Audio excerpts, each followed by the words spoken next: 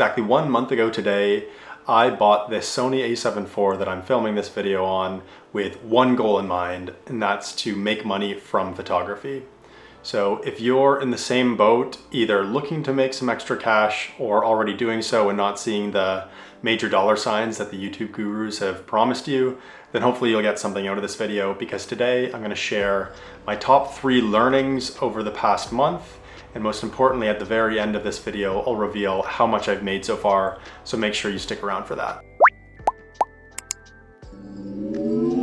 I've been shooting on film for the past 10 years or so, and have been thinking about getting into photography as a means to make some money for a while now, and just knew that I would need to get into digital if I want to do so. Digital is just so much more reliable if you're going to be doing paid work. I already made a video on all of the gear that I bought to get started, so I'm not going to talk about that today. Instead, I want to talk about the kind of strategy I had going into this and how that strategy has already evolved over the past 30 days as I've had some trials and tribulations. So let's get into my 3 biggest takeaways that I think you can learn from. Lesson number 1, document the journey.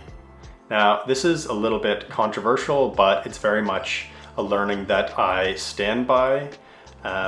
Photography is ultimately a form of content. And now the modern social media platforms like TikTok, Instagram, YouTube are ultimately places to share content, and it's where people go to consume content. So even if you have an Instagram account that maybe already has some followers, you need to start making Reels and TikToks, because short form video content is currently the most preferred method for consuming content, the most preferred medium these days, and it's the best way to get more eyes across your photography and your name. Now, this is where you'll probably get caught up in the content creation loop, or I like to consider it kind of just this hamster wheel that you can never get off of. I've definitely spent more time over the past 30 days just thinking about and creating videos for Instagram, TikTok, and YouTube than I have about reaching out to clients, thinking about how I can improve my photography or land paid gigs. But I firmly believe that I am putting in the groundwork to building the base for a successful business that I can grow on top of. And this is ultimately just going to pay dividends. I've seen a huge increase in followers and visibility, again, in my name and work. And I do really believe that that's going to pay off for me in the long run. The internet loves to see someone learning and improving, so just post the behind the scenes of you taking photos, you trialing and failing, whatever you can. But again, it's going to be the best way for you to get more eyes on what you're actually doing, so you can potentially turn some of those eyes into paying clients in the future. Another huge benefit of this is that you're going to get tons of people engaging with you, giving you tips and tricks so that you can learn that much faster and get better. That's been one of the most surprising benefits for me, and it actually ties into lesson number 2. Lesson number 2, engage with the photography community.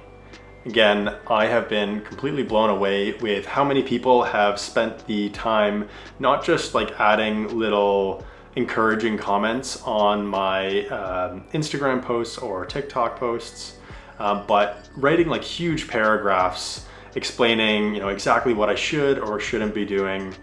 People taking so much time to want to see you improve, and that alone has been so motivating for me. The photography community really is incredible. Everyone just wants to see everyone succeed, and by putting yourself out there and being a little bit vulnerable, you're going to open the door for people to come in and actually provide you with some of the insight and recommendations and support that I've been so lucky to see so far. Now, of course, it's comfortable and accessible to be able to engage with the photography community on the internet, but it's going to be more valuable if you can actually talk to people and see people in person.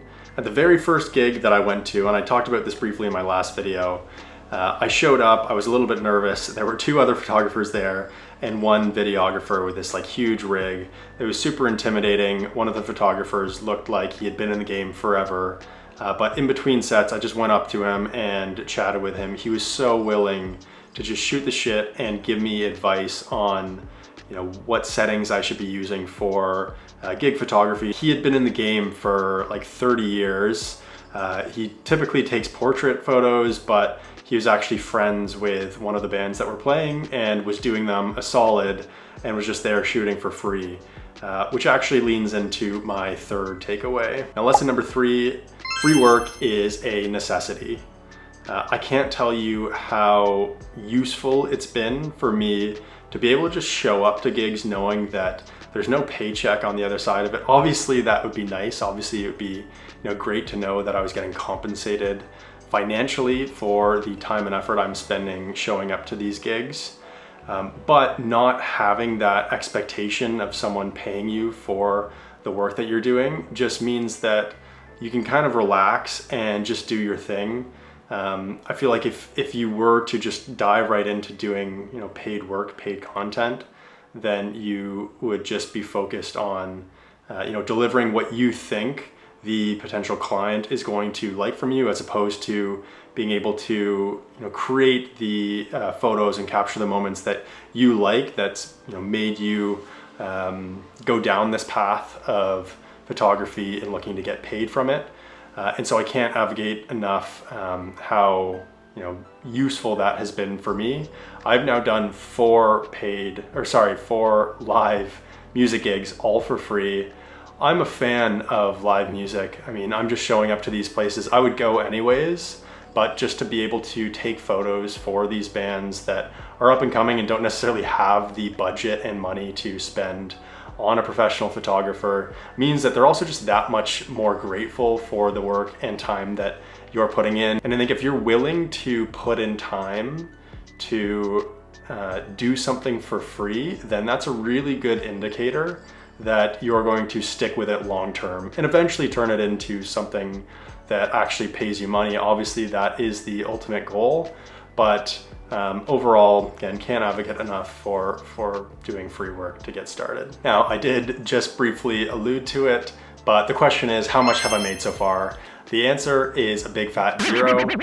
In fact, I am, you know, deep in the red because of all of the gear and software subscriptions that I've needed to spend money on. But I have gone into this knowing that this wasn't going to be a get-rich-quick scheme. Now, you very much can, and there are people that, you know, make money from photography within their first 30 days. You know, that isn't unheard of. I could go to local cafes and shops and try to find, you know, do whatever I could to find clients, but that's not something that I'm currently interested in. I'm more interested in, you know, building relationships and doing work that I'm passionate about so that I can actually stick with this and build something long-term instead of just making a quick buck. So hopefully if you are in the same position, you'll have found some value from this video.